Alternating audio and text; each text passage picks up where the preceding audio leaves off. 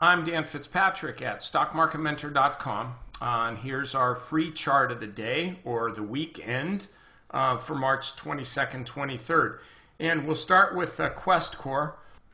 You know, this was a short squeeze that I'd been covering for a while, looking for it to break out above the 200-day moving average, and it did.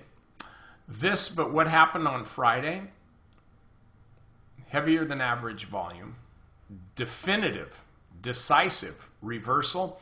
This is a good reason why we use stops, particularly on these momentum names. Now, one technique, and I've talked about this before, and I'm going to talk about it again. When you got a stock that you really feel is trending higher, like it's in a pretty powerful move, use the prior day's intraday low, which by definition is the indication of the maximum power of sellers. Sellers could not push the stock down one more penny than the intraday low. Use that as your reference for the trend. Because if you look here, we had this low here, higher lows for 3 days in a row. And so when you see, again, it doesn't work all the time, but on these high trending stocks, these strongly trending stocks, and you're in a momentum name, it sure does work well for me.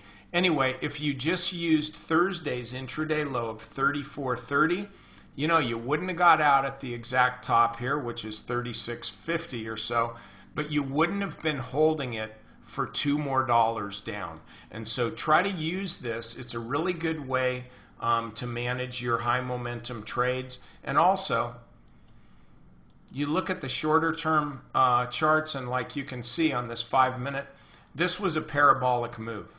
It's an absolute parabolic move. Volume very high right here. Finally, when it peaked out, a lower volume, even though the price was higher. After this, the stock got real drifty. That was an indication that this trade was basically ending, or at least in trouble.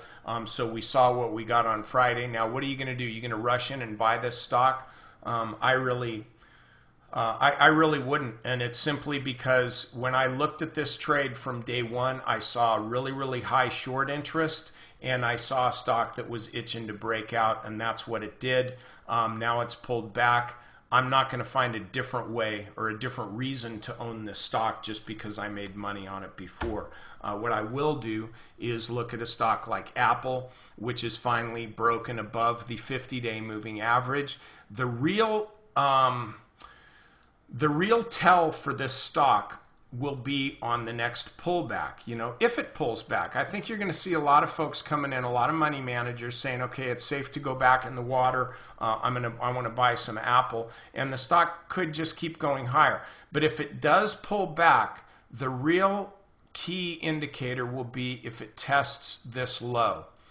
I don't think it will test this low. If the stock pulls back at all, my bet is that it's going to bottom out. It's going to create a higher low. It's going to set a higher low than this one, and that's going to be your signal that it's time to get long Apple. No, you didn't catch it at the exact bottom, but you didn't catch these bottoms either. You waited for the stock to show its hand. That's what it's doing. So I think you're going to want to be looking to buy Apple or buy more of it if you already own it. And I think this is going to start working. Okay, members, get over to the weekend update. Middle video, we're looking at some of the IBD 50 again. I'll see you there.